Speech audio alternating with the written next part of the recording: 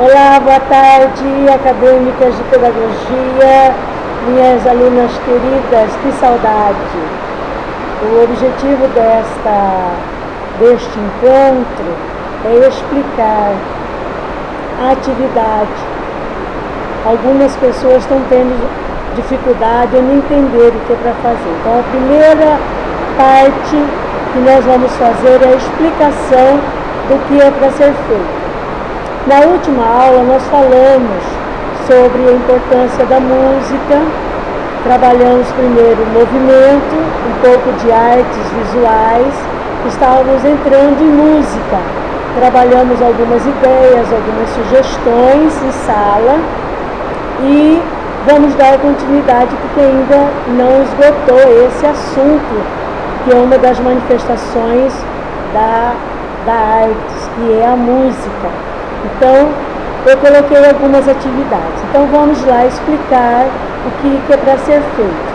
Na atividade de aprendizagem, vocês vão criar, sugerir, vão propor atividades de como eu trabalhar a música em sala de aula, tanto na educação infantil com os pequenos, com os menores, ou no ensino fundamental nas séries iniciais, que é a nossa atuação de professor, pedagogo, unidocente.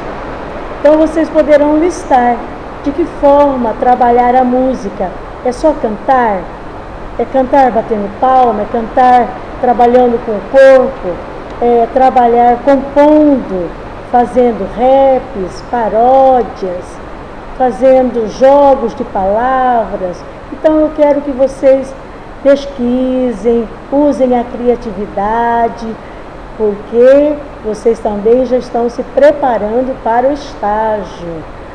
O estágio foi adiado, mas não foi cancelado. Então, é um momento para vocês também buscarem atividades diferenciadas, onde o aluno participe diretamente dessas atividades e de forma prazerosa. Esse é o nosso objetivo maior.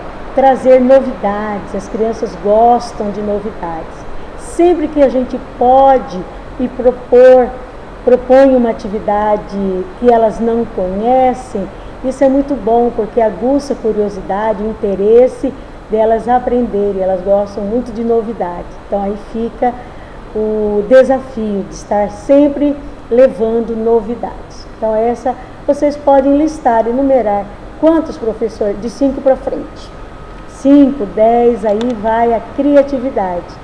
E depois em sala a gente pode socializar copiar, registrar a ideia da outra. A gente vai aprender e socializar essas sugestões de como trabalhar a música. Essa é a primeira. A segunda, eu quero que vocês também façam um caderno. Não sei se algumas não foram na sala, vocês poderão fazer um caderno de música. Ah, professora, eu não quero caderno, eu quero uma pasta, colocar no plástico. Pode também. Ah, então eu vou só comprar aquela pasta que prende e coloca as folhas. Também. A forma que vocês vão documentar, para mim, não é a forma mais importante. O que eu quero é que vocês tenham essa coletânea em mãos, tenho esse material em mãos para facilitar a prática docente de cada uma de vocês. Porque no dia a dia, no corre-corre, como é que é aquela música mesmo? Eu ouvi falar, como que é? Eu vou ligar para a professora, a professora já até morreu, já trocou de endereço, brincadeirinha.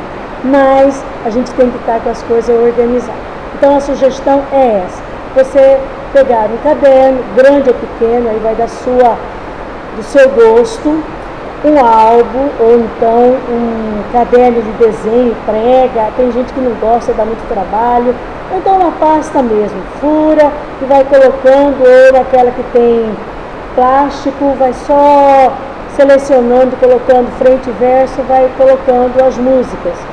Eu fiquei de mandar não, já coloquei algumas sugestões, umas 20, 25 músicas. Essas músicas podem ser não só músicas, mas poemas, pode ser também cantigas de roda, cantigas folclóricas, regionais, nacionais, de todo o Brasil. Nós temos um repertório muito grande sobre músicas, cantigas de roda, e que a gente observa, percebe hoje que essa geração não conhece, não brinca.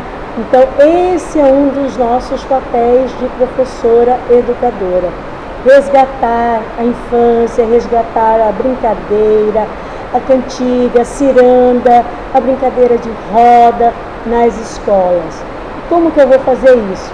O meu caderno com as sugestões, com algumas que a gente não conhece, está na sala, para quando a gente voltar, a gente brincar de roda, socializar e conhecer. Olha, eu quero aprender com vocês, hein? Eu não parei de aprender não, eu não sei tudo, vocês sabem disso. Mas eu quero que vocês pesquisem, se dediquem, que façam direitinho para vocês mesmos. Eu só vou documentar, só vou listar que cada uma fez, porque tem um valor, né? É uma atividade que tem um peso, tem um valor que já vai ajudar na avaliação de vocês. É uma forma de avaliar essa tarefa prática. Então eu reforço o meu pedido para vocês levarem a sério, e além daquelas que eu enviei, vocês terão, foi sugerido que cada aluno pesquisasse 10, mais 10. Então observe as que eu já enviei e já estão no portal, e vocês vão escolher outras 10 novas. Se a gente pudesse trocar entre si, né, para ver o que uma já fez, o que uma já escolheu e a outra ainda não, seria muito interessante, mas às vezes a gente não tem essa possibilidade, e a gente vai fazer um momento desse em sala também. Vamos trocar entre si e vamos eleger, montar uma coletânea da sala, das músicas da sala do 5º ano, Pedagogia, 5º semestre, 2020/1. Quem sabe fazer uma coletânea aí que todos tenham em mãos. Olha a sugestão, olha a ideia surgindo, olha aí, uma coisa para a gente fazer. Então, essa é a tarefa que foi enviada para ser realizada como atividades para esses dias de coronavírus, que a gente está longe uma das outras, né? Mas a gente não pode se esquecer que nós temos um combinado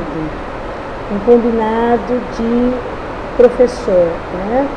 De sermos melhores a cada dia, nos esforçar. Nós temos condições, competência, e sabemos que só estudando, só pesquisando, nós vamos formar essa nova professora, né? Essa novo educador consciente com as ações que estão envolvidas no nosso dia a dia e trazendo para os nossos alunos. Sempre novidade, de forma criativa, lembrando da ludicidade. Se a gente pudesse trabalhar tudo com música, tudo com ludicidade, seria muito mais agradável, seria muito mais fácil e prazeroso para as crianças. Então, a explicação do material a ser construído. Para a próxima aula, eu estou disponibilizando no portal um pouco da história, a história da música, a história da arte. Então aqui está a história da arte, é um material que vai para o portal. Eu gostaria que vocês lessem com muito cuidado, e eu coloquei algumas imagens também. E vocês vão lendo e vão... Como que nós vamos estudar? Vamos lendo cada quadro e vamos descobrindo na arte da pré-história o que foi marcante na arte da pré-história. Os pontos, os fatos históricos que foram destaques, quais foram as artes que foram mais valorizadas. Então, nós temos a questão da pintura, a pintura rupestre. Então, isso é uma marca da arte da pré-história. E a gente vai ver que no Brasil nós tínhamos um exemplar de um crânio de uma mulher mais antiga. E, infelizmente, no último incêndio, no museu no Rio, essa peça se perdeu. Mas a gente não pode esquecer que a história, ela é importante pelos seus registros, e o conhecimento dessa história é bom para os nossos alunos para entender os traços, os riscos, até a questão da arquitetura, a formação da casa, nossa casa, como mudou dos tempos antigos. Aqui eu tenho a história do Egito e eu coloquei sempre uma figura, uma imagem para representar cada época, cada período dessa história da arte. No Egito, se falando de Egito, a gente não tem como não lembrar das pirâmides, né?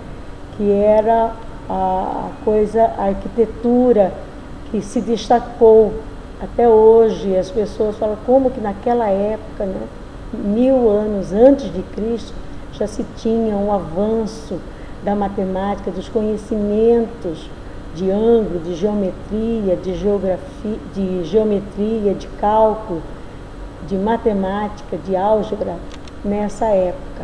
Então está aí algumas imagens para caracterizar, gravar. Eu gosto muito de trabalhar com imagem.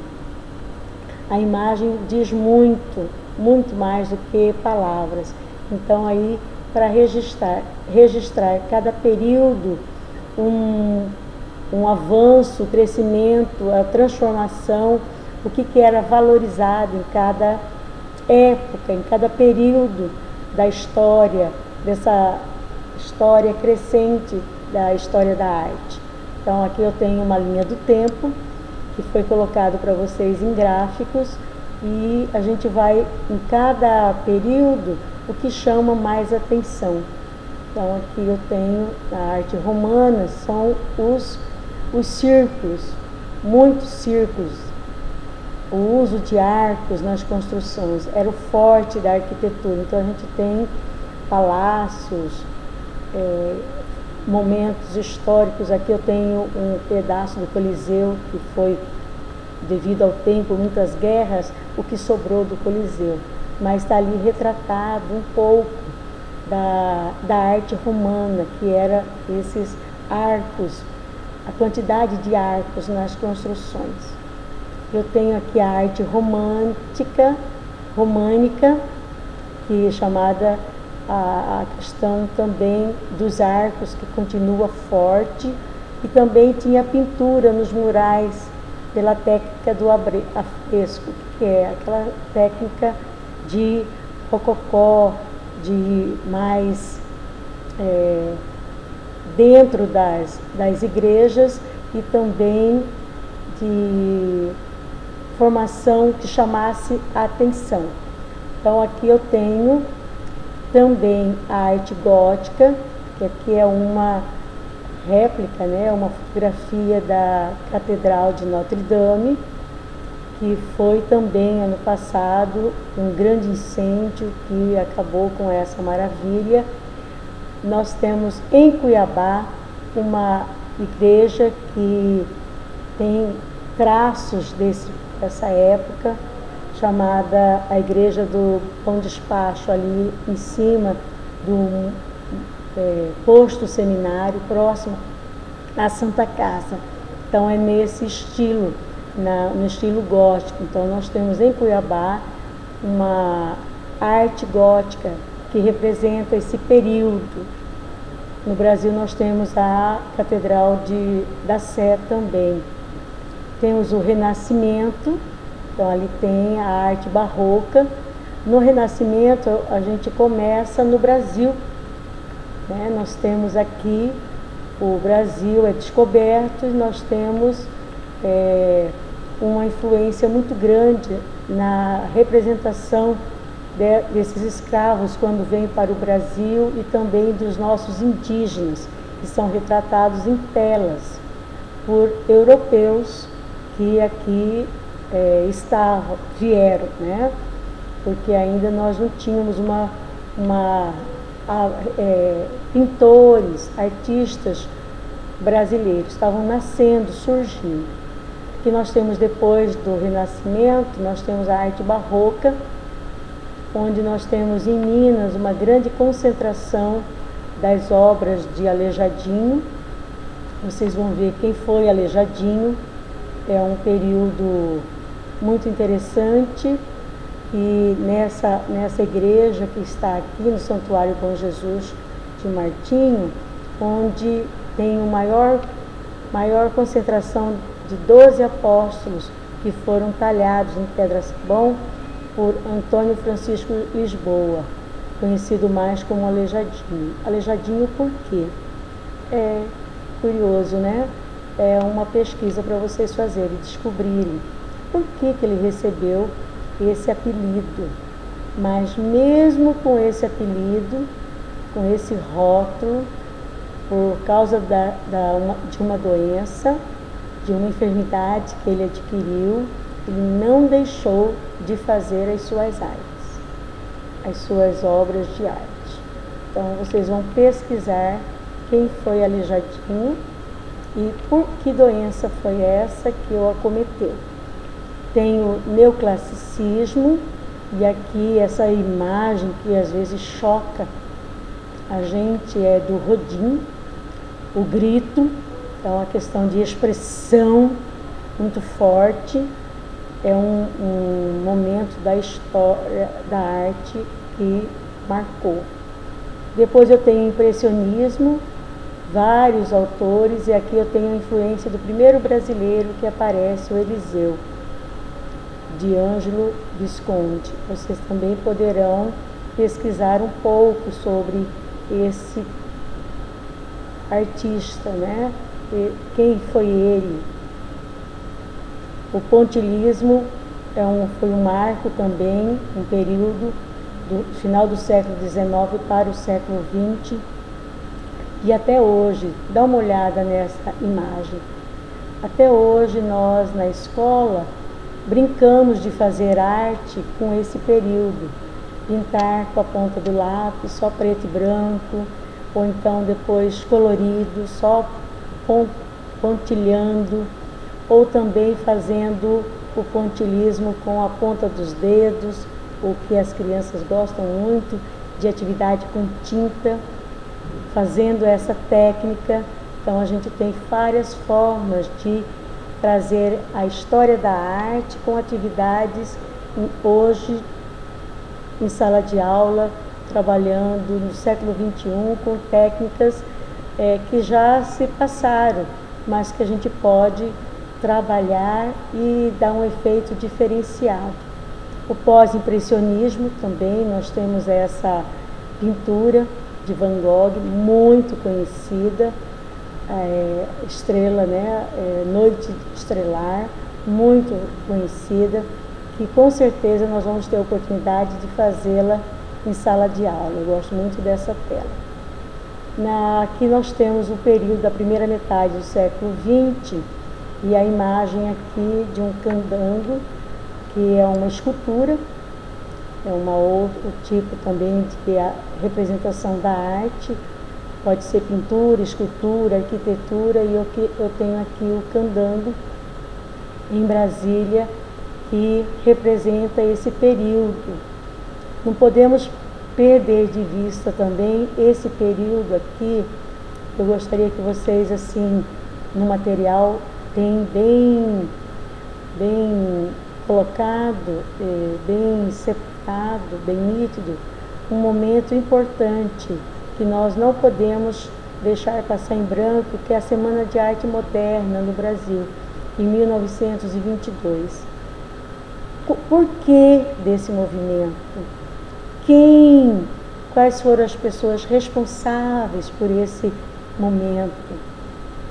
Foi um primeiro momento daqueles brasileiros, daqueles artista da época dizer, chega, para de trazer coisas de fora.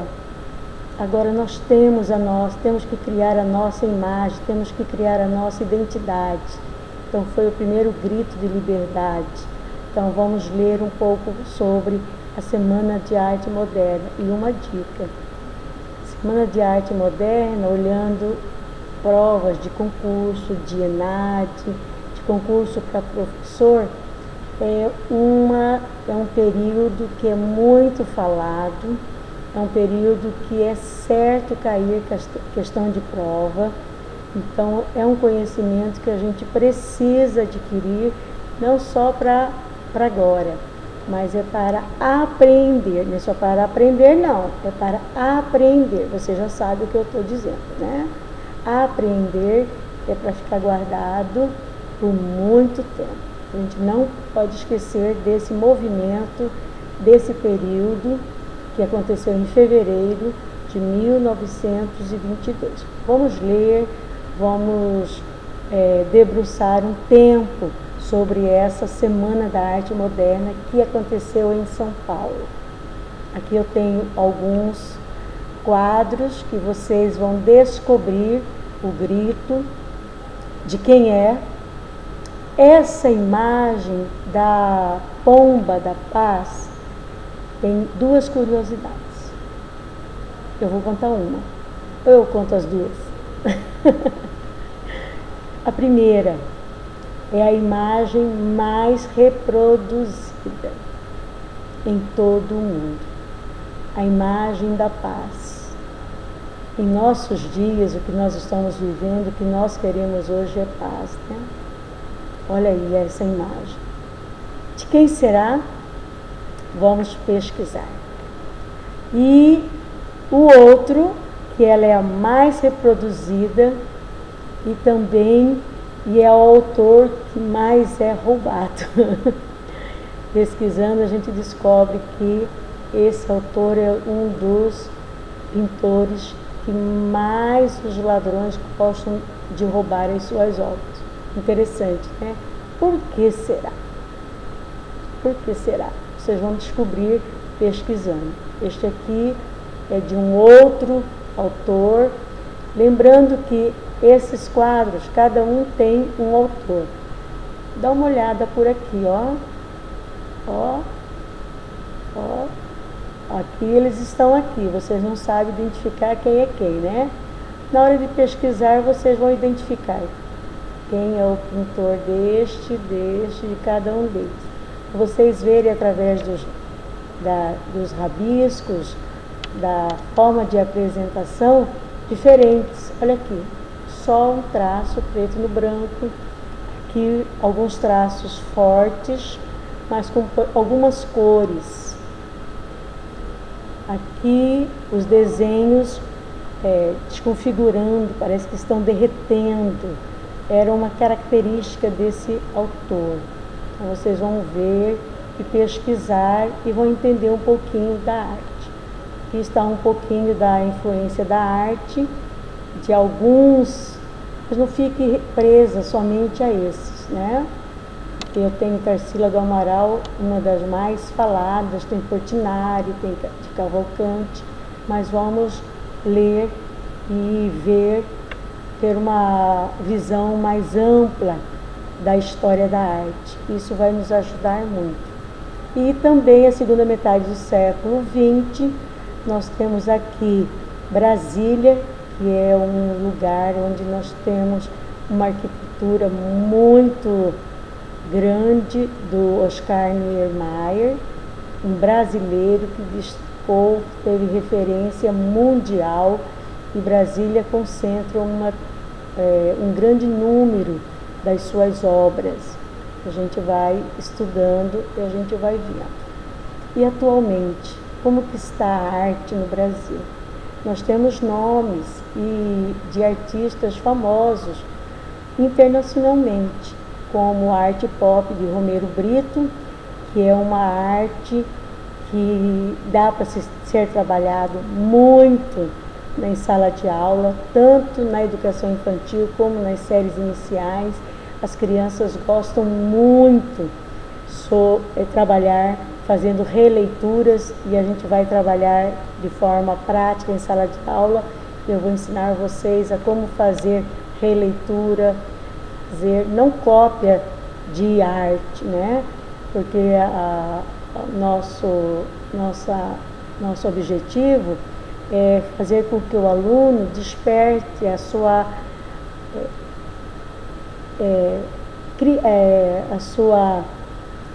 fase criadora, desenvolva a sua arte criadora, coloque para fora a sua imagem, a sua imaginação, a sua criatividade. Não dar desenhos prontos, vamos colocá-los para desenhar, tendo alguém como referência, mas cada um fazendo os seus traços, criando os seus traços. É uma obra diferenciada e agora do século 21. Outra artista que eu gosto muito, descobri estudando para trabalhar com vocês, é a Beatriz Milazes, que ela é carioca, é do Rio de Janeiro, tem muitas obras na Pinacoteca de São Paulo e também no Museu de Londres, no metrô de Londres, tem várias obras. O que eu gosto dela é que a gente pode trabalhar desde a educação infantil, porque ela trabalha com círculos e quadrados. Ela faz composições, círculos e quadrados, mas o forte dela é círculos. Então, o que a gente pode fazer com círculos? Dobraduras, vários animais, várias flores, ou então compor flores, objetos. A gente vai em sala também ter momentos de fazer aula prática, como trabalhar esses dois autores da atualidade em sala de aula. Falando tudo isso, o que eu quero que vocês façam? Qual que é a tarefa? Porque é a pesquisa desta semana. Ah, professora, mais atividade. Então, nós vamos ver, lembra que eu falei da importância de nós valorizarmos a nossa cultura, o nosso local, as nossas raízes, em todas as esferas. E não porque também na arte, na música, na dança, na poesia, escritores, compositores. E a gente fala muito de escritores e compositores lá de fora, Rio, São Paulo, eixo, sudeste, né? E os nossos? Então nós vamos pesquisar os artistas mato-grossenses que destacaram na pintura, na escultura, na arquitetura, na escrita de poesia, dança, música. Nós temos compositores vivos ainda, alguns músicos que já morreram, mas deram a sua contribuição. Então vamos homenageá-los, vamos fazer uma pesquisa para descobrir. Queremos fazer um grande painel depois. Temos algumas atividades que vão ser desdobradas. Então a pesquisa é essa. E os artistas cuiabanos, não só mato-grossenses, também como cuiabanos. Aqueles cuiabanos que a gente fala que nasceram aqui de Chapecruz e aqueles cuiabanos que se tornaram, que já vivem aqui há mais de 20, 30 anos. Então não tem como falar que são gaúchos, que são baianos, cariocas, já são cuiabanos, com certeza, já são cuiabanos. E uma coisa que a gente pode fazer, uma sugestão, eu não sei se falei em sala, mas da gente registrar. Hoje todos têm um celular e andam pela cidade, pelos 4 cantos da cidade, e a nossa cidade é cheia de artes, pintadas em muros, em prédios, no centro, nos bairros. Que tal a gente fotografar as artes que existem na nossa cidade, descobrir quem são os artistas e fazer uma grande homenagem a esses artistas. A minha ideia era aproveitar o aniversário de Cuiabá, a gente estudando tudo isso, fazendo uma grande exposição na faculdade pelo aniversário de Cuiabá. A pesquisa nós vamos fazer e o aniversário a gente comemora depois, não tem problema. Oportunidade não vai faltar. Tá certo? Então eu coloco à disposição o meu e-mail no telefone, no meu celular. Qualquer dúvida, é só ligar que eu estou à disposição. No mais, bom trabalho, boas pesquisas e até breve.